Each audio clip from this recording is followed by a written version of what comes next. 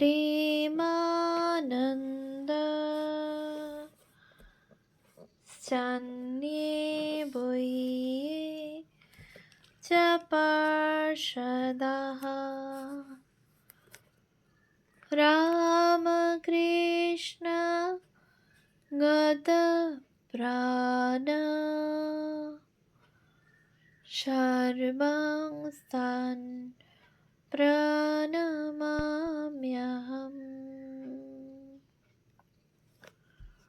পূজনীয় স্বামী গম্ভীরানন্দজি মহারাজের রচনা অখণ্ড শ্রী রামকৃষ্ণ ভক্তমালিকা গ্রন্থ থেকে পাঠ, পৃষ্ঠা সংখ্যা 454। নাগ মহাশয়। নাগ মহাশয় বলিয়া সাধারণে পরিচিত শ্রীযুক্ত দুর্গাচরণ নাগ নারায়ণগঞ্জ শহরের অর্ধক্রোশ পশ্চিমে দেওভোগ গ্রামে দীনদয়াল নাগের পর্ণকুটির আলোকিত করিয়া 1253 সালের 6ই ভাদ্র শুক্লা প্রতিপদ তিথিতে 1846 খ্রিস্টাব্দ 21শে আগস্ট জন্মগ্রহণ করেন। নাগ মহাশয়ের 8 বৎসর বয়সের সময় মাতা ত্রিপুরা সুন্দরী পুত্র দুর্গাচরণ ও কন্যা শারদামণিকে বিধবা ননদিনী ভগবতীর ক্রোড়ে অর্পণ করিয়া স্বর্গলাভ করিলেন।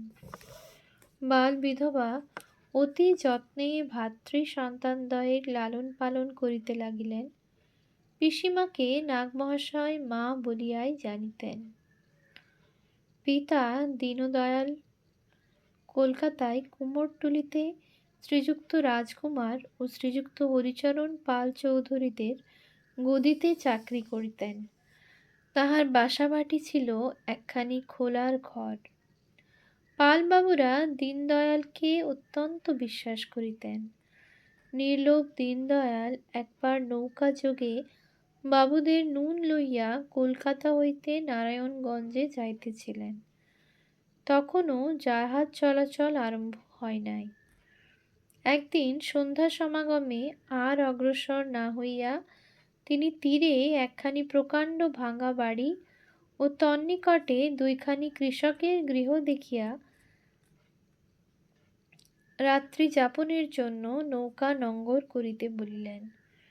প্রভাতে উঠিয়া শৌচের জন্য তিনি ভাঙা বাটির পার্শ্বে বসিয়া অভ্যাসবশত নখ দিয়া মাটি খুঁড়িতেছেন।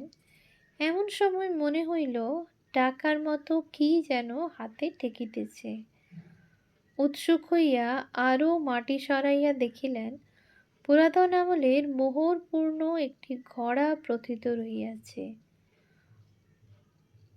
অমনি বিষধর সর্পবৎ উহাকে দ্রুত পরিহারপূর্বক দীনদয়াল নৌকায় গিয়া উঠিলেন এবং মাঝিরা শৌচাদির জন্য বিলম্ব করিতে চাহিলেও বলিলেন যে সেখানে ভয়ের কারণ আছে, নৌকা অবিলম্বে ছাড়িতে হইবে। অগত্যা তাহাই হইল। মিষ্টভাষী সুশীল হৃষ্টপুষ্ট দীর্ঘকেশ বালক দুর্গাচরণকে দেওভোগের প্রতিবেশিনীরা সকলেই ক্রোড়ে তুলিয়া আনন্দ করিতেন, কিন্তু কেহ কোনো খাবার দিলে সে উহা গ্রহণ করিত না। সন্ধ্যার সময় তারাখচিত আকাশ নিরীক্ষণ করিতে করিতে বালক কখনো পিসিমাকে আবদার করিয়া বলিত, চলো মা, আমরা ওদেশে চলে যাই, এখানে থাকতে আর ভালো লাগে না। চন্দ্র উদিত হইলে সে আনন্দে হাততালি দিয়া নৃত্য করিত। বাতাসে দোদুল্যমান বৃক্ষ দেখিয়া বলিত, মা, আমি ওদের সঙ্গে খেলব। আর অমনি হেলিয়া দুলিয়া তাহাদের অনুকরণে মধুর অঙ্গ সঞ্চালন পূর্বক পিসিমার মনোহরণ করিত। পিসিমা পুরাণের গল্প বলিতে বিশেষ নিপুণা ছিলেন। গল্প শুনিয়া বালক রাত্রে দেব দেবীর স্বপ্ন দেখিত। বাল্য ক্রীড়ায় তাহার তেমন মন ছিল না, তবে সঙ্গীতের আগ্রহে কখনো কখনো ক্রীড়ায় যোগ দিত। দলের জয় লাভের জন্য অন্য বালকেরা তাহাকে মিথ্যা কথা বলিতে বলিলে বালক অস্বীকার করিত, কিন্তু ইহার ফলে সময় বিশেষে প্রহার খাইয়া শরীর রক্তাক্ত হইত। অথচ বাড়িতে আসিয়া পিসিমার নিকট সে কোনো অভিযোগ করিত না। তবে তাহার সত্যবাদিতা ও শান্ত স্বভাবের জন্য অনেক ক্ষেত্রে তাহাকে মধ্যস্থ হইয়া বিবাদ মিটাইতে হইত এবং প্রায়ই তাহার ওই সকল বিষয়ক সিদ্ধান্ত সকলে মানিয়া লইত। নারায়ণগঞ্জে একটি মাত্র বাংলা বিদ্যালয়ে কেবল তৃতীয় শ্রেণী পর্যন্ত অধ্যাপন চলিত। এই সর্বোচ্চ শ্রেণী পর্যন্ত অধ্যয়নান্তে পাঠ বন্ধ হইয়া গেলে নাগ মহাশয় জ্ঞানস্পৃহা পরিতৃপ্তির জন্য একদিন পিসিমার অজ্ঞাতসারে কোঁচার খুঁটে চারিটি মুড়কি বাঁধিয়া পদব্রজে 5 ক্রোশ দূরে ঢাকা নগরীতে বিদ্যালয়ের অন্বেষণে বাহির হইলেন। সেখানে নর্মাল স্কুলে পড়া ঠিক হইল। এদিকে পিসিমা তাহাকে দেখিতে না পাইয়া মহা উদ্বেগে দিন কাটাইতেছিলেন। সন্ধ্যার সময় গৃহাগত বালকের মুখে যখন শুনিলেন যে পরদিন হইতেই তাহাকে 8টায় ঢাকা যাত্রা করিতে হইবে, তখন তাহার আগ্রহ দেখিয়া তিনি সহজেই সম্মত হইলেন এবং প্রত্যহ যথাসময়ে রন্ধন করিয়া দিতে লাগিলেন। এইভাবে 1.5 বৎসর পাঠ চলিয়াছিল। ইহার ভিতর মাত্র 2 দিন নাগমহাশয় কামাই করিয়াছিলেন। এই দীর্ঘ পথে যাতায়াত বড় সহজ সাধ্য ছিল না। সন্ধ্যায় বাটি ফিরিবার সময় এক স্থানে তিনি কয়েকবার একটি ভূত দেখিয়াছিলেন। প্রথমবারে দেখিলেন ভূতটি একটি অশ্বত্থ বৃক্ষ আশ্রয় করিয়া পেছনে ফিরিয়া দাঁড়াইয়া আছে। নাগমহাশয় তো বসিয়া পড়িলেন, কিন্তু পরে ভাবিলেন, আমি যখন তাহার কোনো অনিষ্ট করি নাই, সেই বা আমার অনিষ্ট করিবে কেন? সুতরাং সাহস ভরে অগ্রসর হইয়া ভূতকে অতিক্রম করিয়া গেলেন। ভূত অনিষ্ট করিল না, কিন্তু তিনি পশ্চাতে শুনিতে পাইলেন এক বিকট অট্টহাস্য।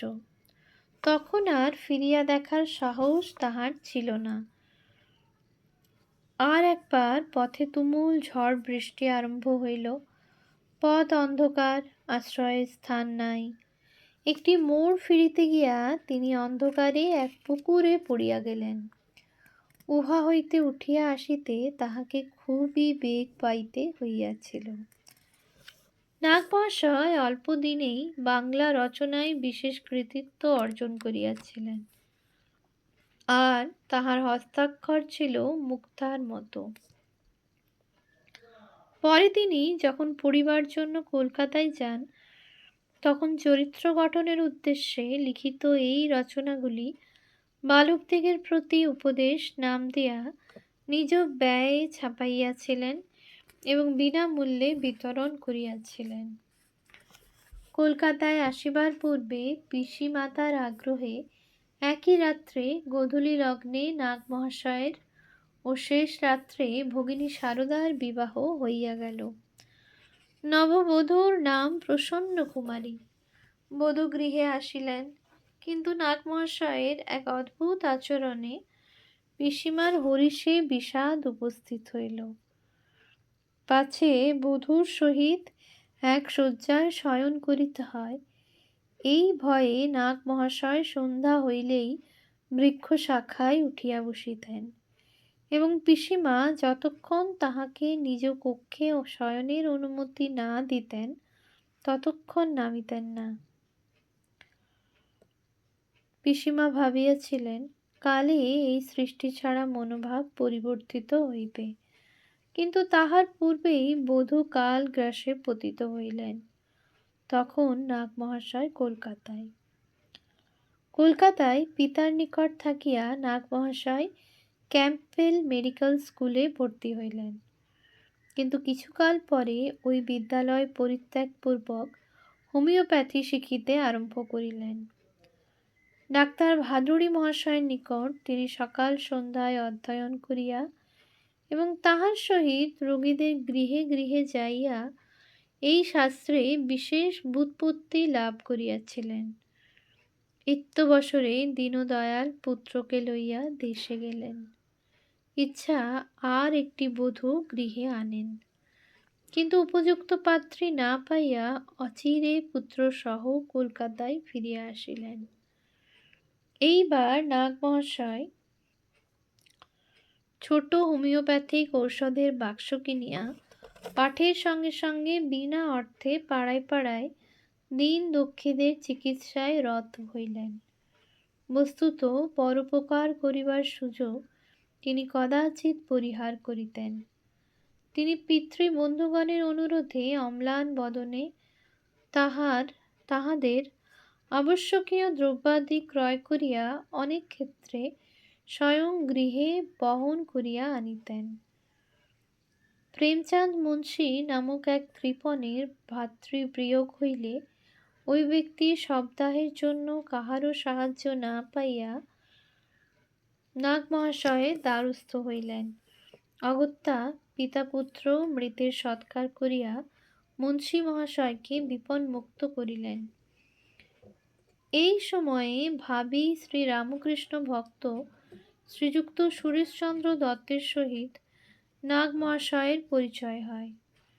সুরেশবাবু তখন সাকার ভগবান সম্বন্ধে সন্দিগ্ধ, কিন্তু নাগ মহাশয় পূর্ণ বিশ্বাসে বলিতেন, আছে বস্তুলয়ে আবার বিচার করা কেন?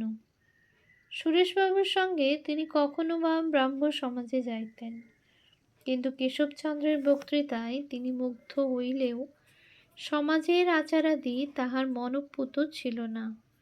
সমাজ হইতে প্রকাশিত সাধু চরিত্রসমূহ তিনি আগ্রহ সহকারে পড়িতেন এবং পুরাণের অনুবাদেও আকৃষ্ট হইতেন। প্রায়ই তিনি শ্মশান ঘাটে বা গঙ্গা তীরে সাধু সন্ন্যাসীদের সহিত ধর্ম প্রসঙ্গে লিপ্ত হইতেন বা আপন মনে দীর্ঘকাল ওই সকল স্থলে বসিয়া থাকিতেন। এক বৃদ্ধ ব্রাহ্মণের পরামর্শে শ্মশানে বসিয়া মহানিশায় জপ করিতে করিতে তিনি এক শুভ্র জ্যোতি দর্শন করেন এবং পরে নিয়মিত জপ ধ্যান আরম্ভ করেন। এক কথায় বলিতে গেলে নাগ মহাশয় তখন সংসার ভুলিয়া ক্রমেই ধর্মস্রোতে ভাসিয়া চলিয়াছেন। দীনদয়াল ইহা লক্ষ্য করিয়া উহার প্রতিকার কল্পে অবিলম্বে পাত্রী ঠিক করিয়া নাগ মহাশয়কে বিবাহের জন্য দেশে যাইতে আদেশ করিলেন। নাগ মহাশয়ের পক্ষে ইহা যেন বিনা মেঘে বজ্রপাত।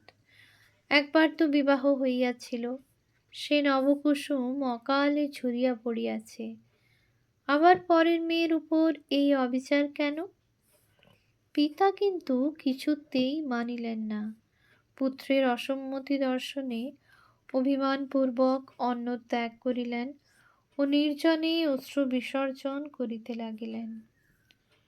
পুত্র বলিলেন, তিনি পুত্রবধূ অপেক্ষাও অধিক স্নেহ ভরে পিতৃসেবা করিবেন, কিন্তু কথা দিয়া কথা থাকিবে না, পিতৃপুরুষের পিণ্ড লুপ্ত হইবে ইত্যাদি ভাবিয়া পিতা তখন ম্রিয়মাণ। অবশেষে পিতারই জয় হইল।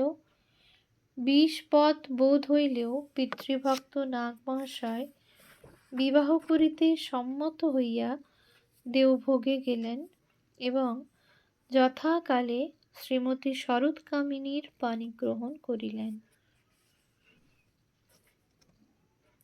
ওম শান্তি শান্তি শান্তি। হরি ওম তৎসৎ। শ্রীরামকৃষ্ণার্পণমস্তু।